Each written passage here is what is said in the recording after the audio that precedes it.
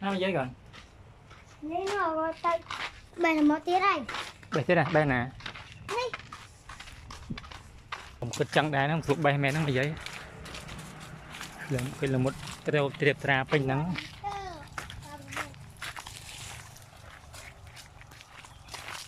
ไปเจอหนาแกmơมันถูกบ้อง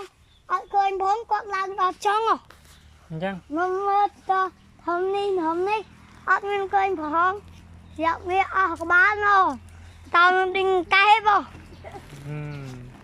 đồng phụ là với con ăn con khơi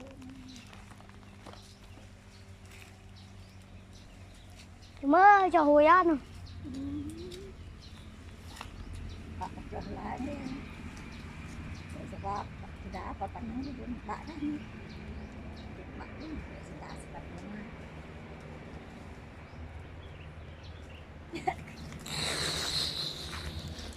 miên trang à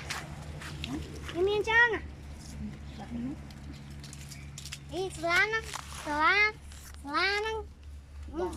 đa năng việc miên trang hàng không à ăn việc mua mà cái việc miên trang thì mua mày